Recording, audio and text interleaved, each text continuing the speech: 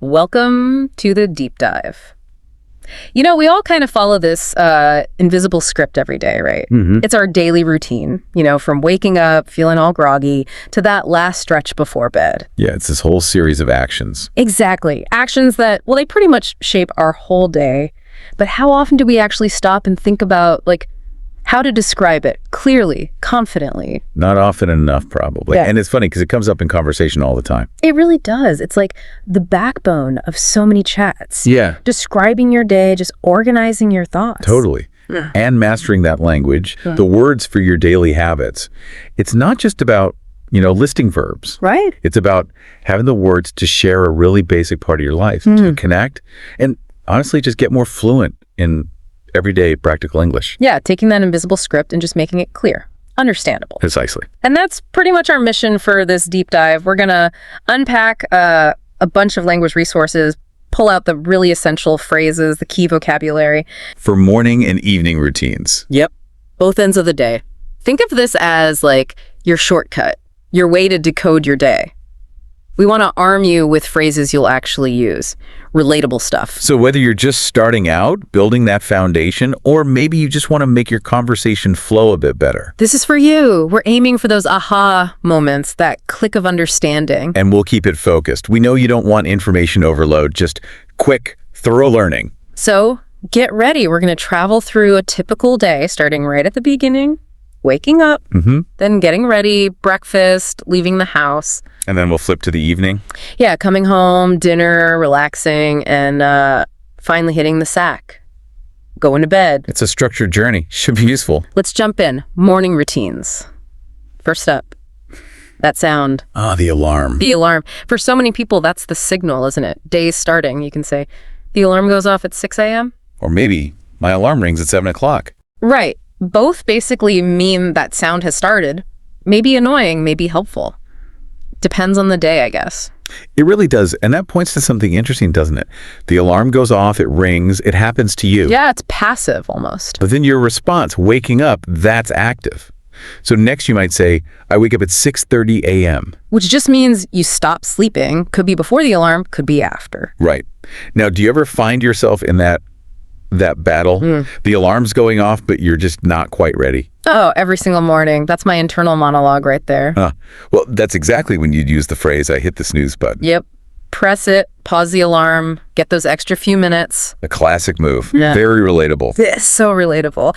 Okay, so eventually that battle is won, or maybe just postponed, and you actually have to leave the bed. Physically get up. Right.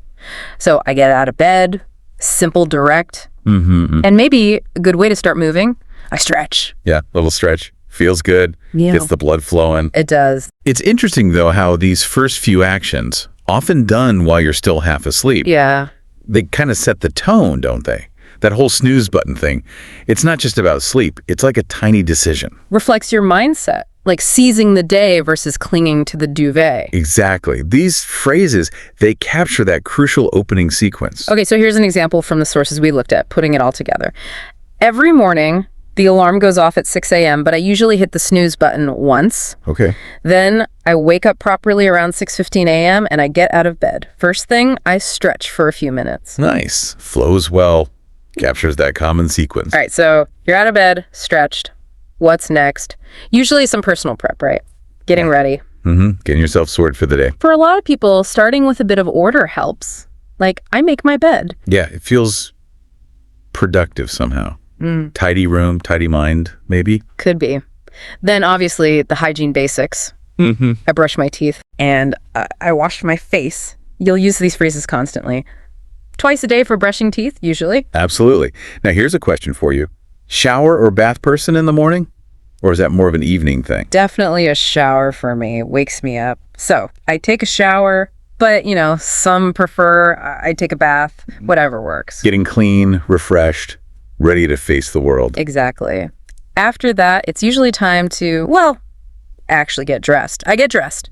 Putting on the clothes for the day. Yep. And then maybe hair. Oh, yeah, hair. I comb my hair or I brush my hair. Depends on your hair, what you use. Right. And this whole sequence, it's often more than just physical, isn't it? It makes you wonder, what little rituals do you, the listener, have? Things that make you feel genuinely ready. Beyond just being clean. Yeah, that's interesting. It's like a mental shift, too. Into your sort of public self. Yeah. Okay, here's how one source puts that part. After I get out of bed, I make my bed. Then I brush my teeth and wash my face. I usually take a shower in the morning, and then I get dressed and comb my hair. Makes sense. Covers all the key steps. Okay, ready and dressed. Usually means it's time for Food. Breakfast. The most important meal, they say. If you're cooking it, you'd say, I make breakfast. Or I prepare breakfast. Sounds a little more formal, maybe. Yeah, maybe slightly. Then drinks. Common options. I have coffee tea juice. Or I drink coffee tea juice. But you mentioned something earlier about have versus drink. Oh, yeah. That's a good point to bring up here. While drink is perfectly fine. Have just sounds a bit more natural in conversation, right? For meals and drinks. Exactly. Like, I have coffee and I have toast. It just flows better than I drink coffee and I eat toast. Yeah. It's super versatile in English. Good tip. Very useful. So, yeah, for the food, too. I eat toast cereal eggs. Or, again, I have toast cereal eggs. See, that versatility again? And once the meal's done, good habit. I clear the table. Taking away the plates, cups, cutlery. No. Tidying up. Yep. You know, breakfast is interesting culturally, too. Sometimes the act of making it together is a big deal. More than the food itself. Yeah, sometimes. Yeah. It builds that sense of like shared start to the day. So these simple phrases, they're key for talking about that. Or just, you know, your own morning fuel up. Makes sense. Here's a quick example. After I get dressed, I make breakfast. I usually have coffee and eat toast. After I finish, I clear the table. Simple, clear. Covers the breakfast routine. Okay, breakfast done, table cleared. Now it's really time to start the day. Head out. Right. But first, gotta get your stuff together. Exactly. So, I pack my bag, putting your essentials, laptop, books, lunch, whatever, into your backpack or purse. Check. Then, can't forget this one. I put on my shoes. Seems obvious, but it's part of the routine. Essential step. And what about that moment just before you leave? That frantic pocket padding or bag checking? The universal panic check. Yeah. That's when you grab my keys, wallet, phone. Grab is perfect there. Quick, essential action. Don't want to forget those. Definitely not. Okay, keys, wallet, phone secured, you're ready, I leave the house. Or, more specifically maybe, I leave for work school. Yeah. And the journey itself. The commute. Right, I commute to work school. That regular travel between home and your main destination. This whole bit, it really captures that shift, doesn't it? From home life to out there. Yeah, the public world. And knowing these phrases helps you talk about that journey, which is, you know, a pretty standard part of small talk. Totally. Okay, here's how that might sound. After breakfast, I pack my bag and put on my shoes. I always make sure to grab my keys, wallet, and phone before I leave the house. The essentials. Then I commute to work by bus. Nice. Covers leaving home and the journey. All right, let's fast forward. Imagine the work day or school day is done. Phew. That feeling of heading home. Oh, yeah. Best feeling sometimes. You can say, I get home at 6 p.m., or maybe I arrive home around 5 o'clock. Just stating the time you get back. First, physical action. Probably unlocking the door. I unlock the door. Or simply, I open the door. And then once you're inside, that immediate sigh of relief, maybe, and the need for comfort. Oh, definitely. Shedding the day. So I take off my shoes. Feels so good, right? Always. And maybe I change my clothes. Getting into something comfy. Pajamas, loungewear, whatever. Yeah, ditching the work clothes. Totally. It's a real shift, isn't it? From that sort of public persona back to your private self. It's all about comfort, unwinding. Letting go of the day's stress. It's a really common ritual. Okay, here's the example. After work, I get home at 5:30 p.m. First, I unlock the door. Step one. Then, I take off my shoes and change my clothes into something more comfortable. Comfort. Okay, settled in, comfy clothes on. What's often next? Dinner time. Usually. Time for the evening meal. If you're the one cooking, you'd say, I prepare dinner. Or I cook a meal. Similar meaning. Yep.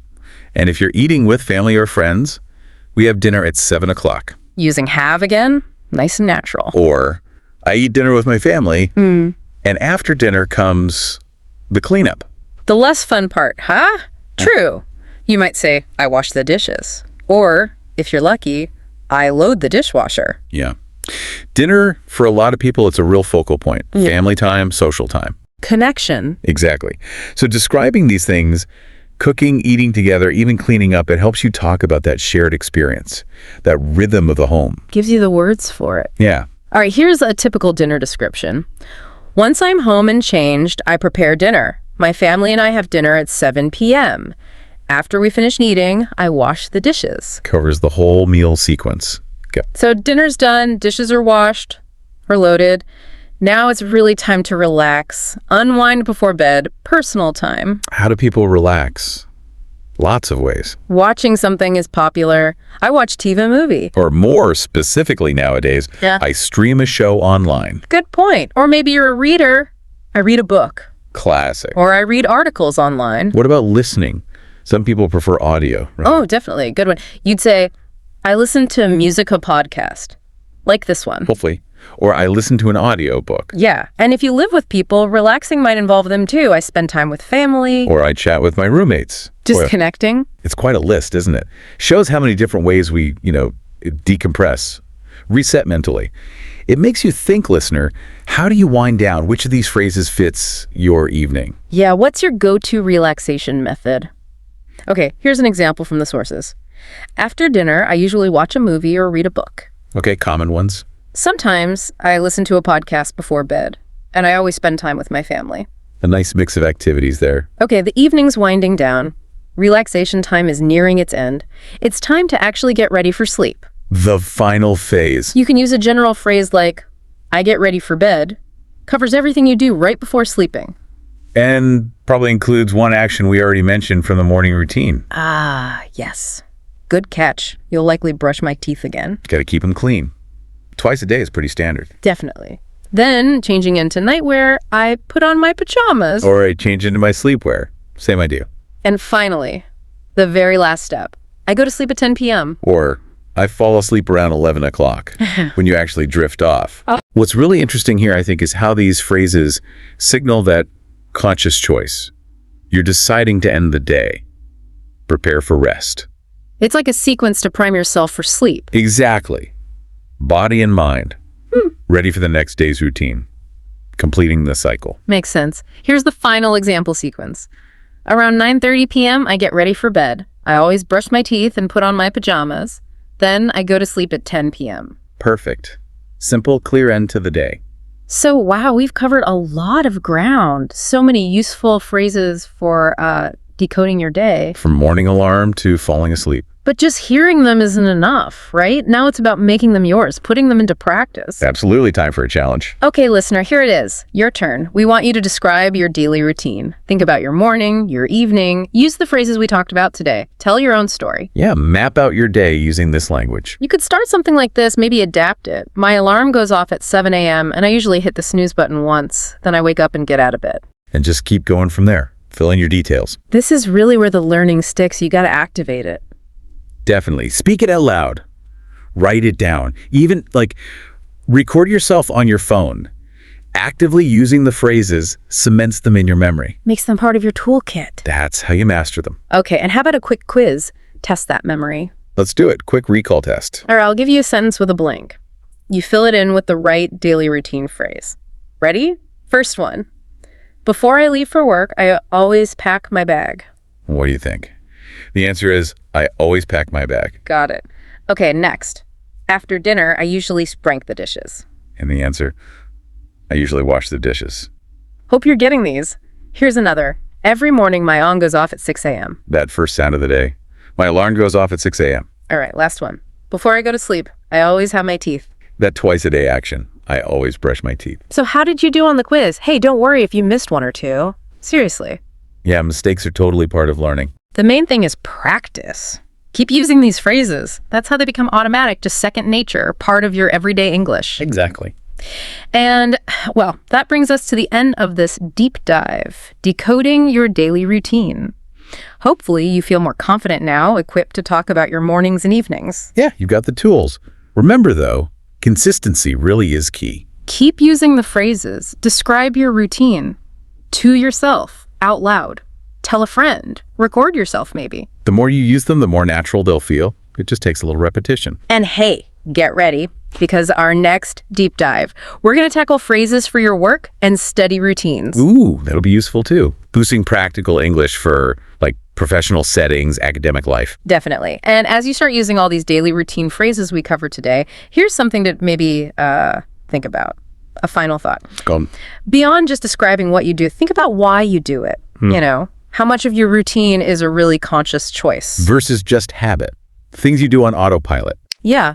How does your routine actually reflect your priorities? And maybe are there small changes you could make to align it better with your goals?